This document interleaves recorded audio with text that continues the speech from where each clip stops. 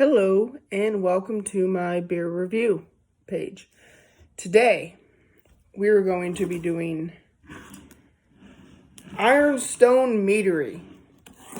Now I've seen this done on TikTok. I have the big one waiting for a little bit later. That would be the Carolina Reaper Mead, which I'm looking forward to, but I'm not because I know it's going to be bad. This one is the Brambleberry. So without further ado, let's give it a go. If you're familiar with mead, it is fermented honey. Ooh, Nelly. Let's get that baby out of there. Alright. So, Brambleberries. I don't know that there's a description on here. Let's see. Brambleberries, the fancy word for blackberries. Okay, there we go. I know we're very debonair here. If you've never taken a walk among the brambles in life, isn't it time you do a glass of this I can't freaking read. Makes the walk even better. All right, so it doesn't really tell me anything about it. It's 8 to 10% alcohol by volume. Ironstone Meadery, Erie, Pennsylvania. Now, I've been trying to get a hold of their St. Zanus, which is also a Carolina Reaper Mead, but it's been out of stock. Their Blueberry Reaper, Carolina Reaper Mead, is also out of stock. So I'm waiting on the Strawberry Reaper, which is supposed to be coming out soon. I'm following their Facebook page so I can get a bottle of that before it also is gone. If you want a sneak peek, this is the one I'll be doing later on, the Carolina Reaper. Not 100% sure the difference between this and the St. Zanus. I actually think this might be a little bit hotter, which, not gonna lie, scares the living bejesus out of me, but hey, gotta do what you gotta do. And even if I don't like it, it's gonna be fun to give to other people. Alright, so back to the Brambleberry. Doesn't really smell like much. It doesn't smell like much, so I don't know what to tell you there. But Erie, Pennsylvania, Ironstone Meadery. Heard great things. Let's give it a go. Get that over there. All right, so this is my mead glass. I only did a little bit. All right, now smelling it in this glass with a little bit, bigger opening. Okay, now I can smell the berry on top of the honey. Like, it definitely has I wouldn't say berry. It's not like a very berry flavor. But you can get a hint of berry. I don't know what that other smell is. I hate to say it, but it almost smells like when you're following behind a bus in the city. You get that, like, exhaust smell. So it smells like berries and that smell on a lesser level. So, let's see what this says. This glass says, "Be a rebel." Get it? Honey mead, be. Yeah, okay. All right. Honk, honk, here comes the bus.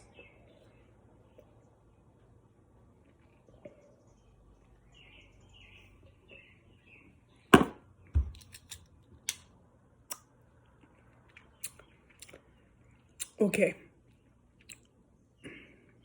It's good.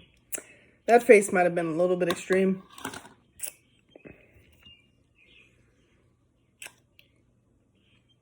Okay. How the heck do I explain this? It's not like whiskey. Like, it doesn't burn or have the mouth feel or the chest feel that a good whiskey has. Mead's an entirely different, like, ball game than whiskey or beer or wine. I'd say closer to wine with the alcohol content and the taste, obviously. But when you're drinking a mead, you know it's a mead. Like, there's no wondering what the heck you're drinking. Like, it has that distinctive, it's a sweet taste, but it's not overly sweet. Like, it's honey. It's not grapes, obviously. Like, you can tell the difference. It's a deep honey, slight alcohol taste. And what did I say this was? Between 8 and 10% alcohol by volume. So it's heavier than a beer, kind of like in the IPA range, but it doesn't have the alcohol taste of an IPA, of most stuff in that realm of percentage of alcohol. It's good. It's just a unique palate feel, if that makes sense. I have to look more in the mead, because I'm not just gonna, I forget how much it says. This one wasn't bad. The other one, the Reaper mead, was like $40. So I'm not just gonna drink that straight and waste it.